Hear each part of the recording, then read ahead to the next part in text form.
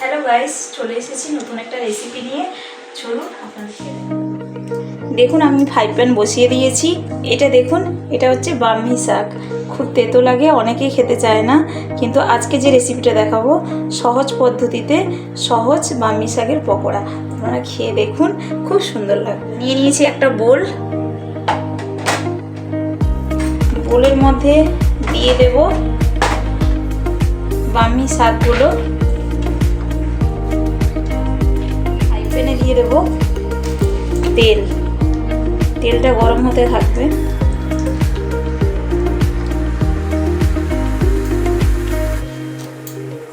শাকে দেব একটু লঙ্কার গুঁড়ো, স্বাদ মতো লবণ, দেব একটু চিনি, দেব এতে আলু কুচোনো, পেঁয়াজ কুচোনো,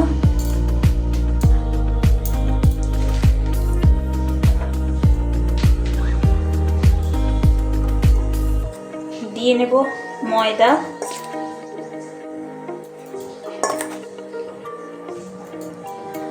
দেব বেসন, 2 স্পুন বেসন দেব। এবারে দিয়ে নেব পনির গ্রেট করে নিয়েছিলাম, তাও আর একটু করে নিলাম। দেখুন, আমি নিয়েছি ক্রিম পনির, আপনারা যে কোনো পনির নিতে পারেন। এবারে এটাকে মিক্সড করে নেব। দেখুন, আমি এটা মিক্সড করে নিয়েছি, আর এখানে তেল আমার গরম হয়ে গেছে। এবারে আমি তেলটা একটু ঘুরিয়ে নেব, এবারে আমি ছেড়ে দেব। এই যে আমি ম্যারিনেট করে রেখেছিলাম, এটা আমি 5 মিনিট ম্যারিনেট করে রেখেছিলাম। আপনারা চাইলে 5 মিনিট, 7 মিনিট, কেউ 2 মিনিট বা সঙ্গে সঙ্গেও করতে পারেন, কোনো অসুবিধে নেই। এবারে আমি এতে দিয়ে দেব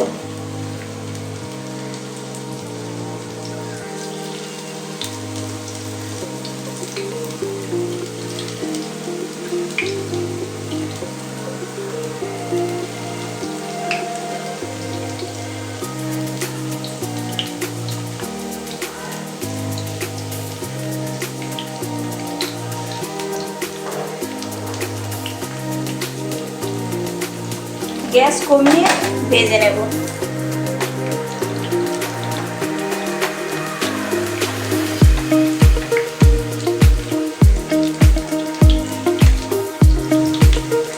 একটু উল্টে দেব।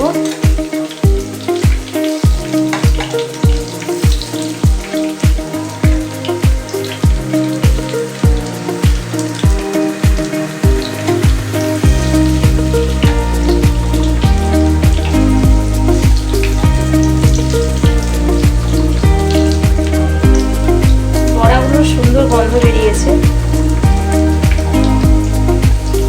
আপনারা একবার করে খেয়ে দেখবেন, খুব সুন্দর লাগবে। দেখুন গাইস, কত সুন্দর হয়েছে। পকোড়াগুলো লাল লাল ভাজা হয়ে গেছে। এবারে আমি নামিয়ে নেব। দেখুন গাইস, আমার হয়ে গেছে ব্রাহ্মী শাকের পকোড়া। দেখুন, দেখতে যতটা সুন্দর হয়েছে, খেতেও কিন্তু ততটাই সুন্দর হবে। আপনারা একবার করে খেয়ে দেখবেন, আর আমায় কমেন্টে জানাবেন কেমন হয়েছে। লাইক করবেন, কমেন্ট করবেন এবং সাবস্ক্রাইব করবেন। টাটা।